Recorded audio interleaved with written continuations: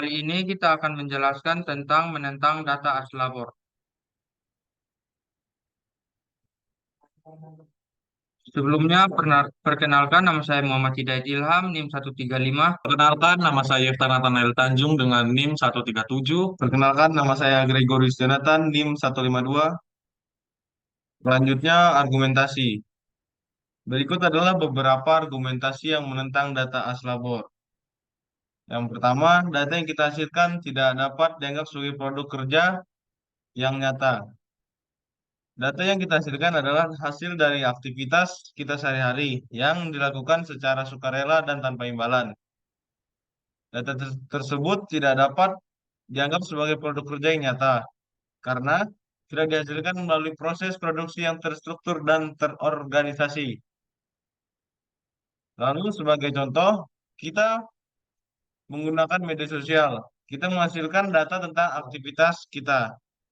Seperti apa yang kita posting, siapa yang kita ikuti, dan apa yang kita sukai. Lalu data ini kemudian dapat digunakan oleh perusahaan media sosial untuk menargetkan iklan kepada kita.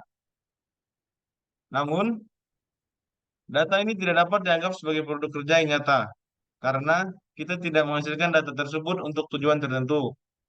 Kita hanya menghasilkan data tersebut sebagai hasil dari aktivitas kita sehari-hari. Lalu yang kedua, data yang kita hasilkan tidak memiliki nilai ekonomi yang signifikan. Perusahaan yang mengumpulkan dan menggunakan data tersebut mungkin mendapatkan keuntungan dari data tersebut, tetapi keuntungan tersebut tidak berasal dari data itu sendiri. Keuntungan tersebut berasal dari penggunaan dan data tersebut untuk tujuan lain, seperti target pemasaran atau pengembangan produk. Sebagai contoh, perusahaan periklanan menggunakan data tentang aktivitas kita di media sosial untuk menargetkan iklan kepada kita. Namun, keuntungan yang diperoleh perusahaan periklanan tersebut tidak berasal dari data kita, tapi dari iklan yang mereka tayangkan. Lalu yang ketiga, menempatkan data sebagai bentuk kerja dapat memiliki konsekuensi negatif. Jika data dianggap sebagai bentuk kerja, maka pengguna data dapat dianggap sebagai pekerja. Dan perusahaan yang mengumpulkan dan menggunakan data tersebut dapat dianggap sebagai pemberi kerja.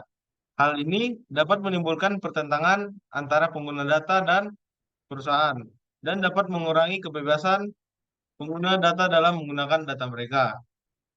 Sebagai contoh, jika data yang kita hasilkan dianggap sebagai bentuk kerja, maka kita dapat menuntut perusahaan untuk memberikan kompensasi atas data yang kita hasilkan. Hal ini dapat menimbulkan pertentangan antara pengguna data dan perusahaan, karena perusahaan tidak mau memberikan kompensasi tersebut. Selain itu, jika data dianggap sebagai bentuk kerja, maka pengguna data mungkin akan lebih berhati-hati dalam menggunakan data mereka, karena mereka khawatir data tersebut akan digunakan oleh perusahaan untuk keuntungan mereka. Selanjutnya adalah data yang kita hasilkan tidak dapat dikontrol oleh kita. Ketika kita menggunakan layanan online, kita memberikan data kita kepada perusahaan yang menyediakan layanan tersebut. Perusahaan tersebut kemudian dapat menggunakan data tersebut tanpa batasan. Hal ini berarti bahwa kita tidak memiliki kontrol penuh atas data kita. Lalu selanjutnya adalah data yang kita hasilkan dapat digunakan untuk tujuan yang tidak kita setujui.